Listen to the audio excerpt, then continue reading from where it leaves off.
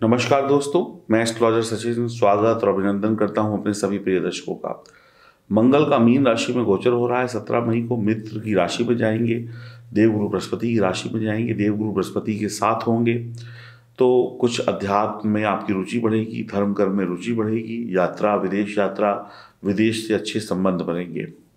तो मंगल का ये गोचर किन राशि वालों के लिए थोड़ा सा सतर्क रहने की सलाह दे रहा है, यानी थोड़ी सी सतर्कता रखिएगा। एकदम फ्री माइंड होकर नहीं रह सकते आप। अब कितना सतर्क रहना है ये तो निर्भर करेगा कि आपकी जन्म कुंडली में मंगल की स्थिति क्या है। अगर आपकी जन्म कुंडली में मंगल की स्थिति बहुत ज़्यादा खराब नहीं है तो बहुत ज़्यादा सावधान रहने की आवश्यकता नहीं है, कम में आपका बचाव हो जाएगा। अगर आपकी जन्म कुंडली में मंगल खराब है तो आपको बहुत सावधान रहना होगा। तो इस वीडियो में हम बात करेंगे उन राशियों की जिनके ऊपर खतरे की घंटी मंडरा रही है मंगल के इस गोचर में। उपाय भी बताऊंगा, घबराइएगा नहीं। देखिए, ये सत्य है, ये ऐसा सत्य है जिसको कोई सुनना नहीं चाहता। हर आदमी अपना भला सुनना चाहता है, लेकिन हजारों करोड़ों लाखों लोग हैं तो सबका भला तो होगा नहीं, कुछ को तो कष्ट भी मिलेंगे। तो जिनको कष्ट मिलेगा तो पहले से ही हम आपको सावधान कर रहे हैं ताकि आप पहले से ही अपना इंतजाम करके रखें और आपको कष्ट ना हो। और ये जो जानकारी है चंद्र राशि और नाम राशि पर आधारित होगी। तो पहली राशि है मेष राशि। तो इस गोचर में जब मंगल का जो गोचर होगा तो आपको क्या करना है, अपने धर्म के प्रति पूरी आस्था रखनी है, धर्म विरोधी नहीं होना है, धर्म के नाम पे पैसा मांग के नहीं खाना है, धार्मिक कार्यों का पैसा अपने निजी जीवन में नहीं लगाना है, और अपने धन को, जो आपने कमाया हुआ धन है, उसको संभाल कर रखना है। वरना लापरवाही करके या उल्टी सीधी जगह पर निवेश करके आप अपने कमाए हुए धन को बर्बाद कर देंगे। आपकी जो नौकरी है या व्यापार है, जो आपका बॉस है या जो भी लोग हैं, वहाँ पर थोड़ी सी स्थिति अस्त व्यस्त रहेगी। आप थोड़ा सा उलझे उलझे रहेंगे, कभी कोई परेशानी कभी कोई परेशानी।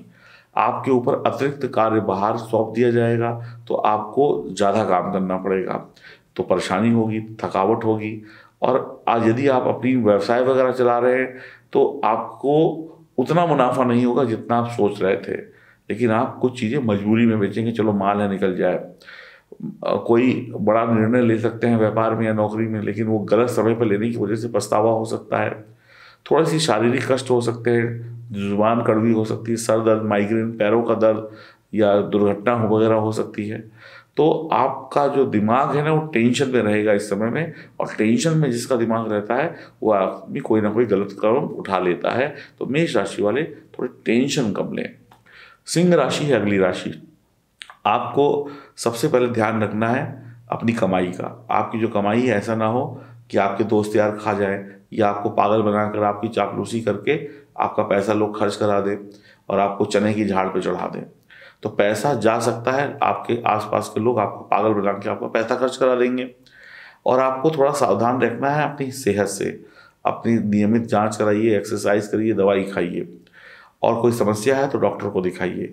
आंखों का ऑपरेशन या मोतियाबिंद का ऑपरेशन या फिर चश्मा का नंबर बढ़ सकता है।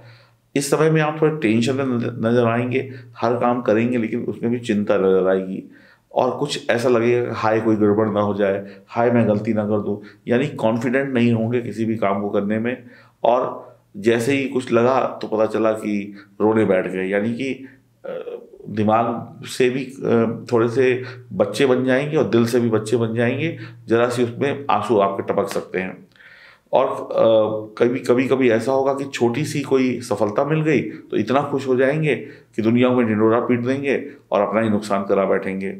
कोई धन को कहीं पे निवेश करना है, कोई ज़मीन या प्रॉपर्टी में या म्यूचुअल फंड या कहीं पर भी, तो थोड़ा अच्छे लोगों की सलाह से करिएगा।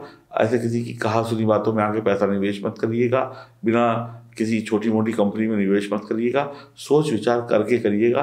कुछ लोग आपसे जल्दबाजी में पैसा खर्च करवा रहे, अरे करो करो करो, ये आज कर दो तो ये फ़ायदा हो जाएगा, कल ये नुकसान हो जाएगा, और आप बिना सोचे समझे किसी को कैश या चेक दे दिया या किसी स्कीम में एंटर कर गए तो भविष्य में वो आपके लिए नुकसानदायक हो सकती है। तो आपको थोड़ा दिमाग लगाना पड़ेगा, बहुत सोच समझ कर फैसले लीजिएगा। अगर आप पार्टनरशिप में व्यापार करते हैं तो वहाँ पर भी बहुत सोच समझ कर फैसले लीजिएगा। आर्थिक हानि तभी होगी जब आप लापरवाही करेंगे, और किसी भी मामले को हल्के में मत लीजिएगा, सोच समझ कर करिएगा। लड़ाई झगड़ा, गंदी जबान, गाली गलौज आपको नुकसान देगा। कन्या राशि अगली राशि। इस दौरान आप ना समझेंगे नहीं, सही चीज़ को समझना नहीं चाहेंगे, घमंड होगा, अहंकार होगा, सफलता का जुनून होगा, कोई आपको समझाएगा, आप कहेंगे हाँ ठीक है हम कर लेंगे, हमें ज़्यादा ज्ञान मत दो। इस संबंध में आपके जो वैवाहिक जीवन में कुछ खटपट हो सकती है। अब आपकी पत्नी आपको कोई सलाह दे या पति सलाह दे, भाई ये काम नहीं करना, लेकिन आप उसकी सुनेंगे नहीं, तो कोई उतार चढ़ाव हो जाएगा, यानी कि लड़ाई झगड़ा हो जाएगा, और पैसों का जो नुकसान होगा काम का वो तो अलग। तो जीवन साथी के साथ थोड़ा सा समय बिताइए, उसकी बातों को सुनिए।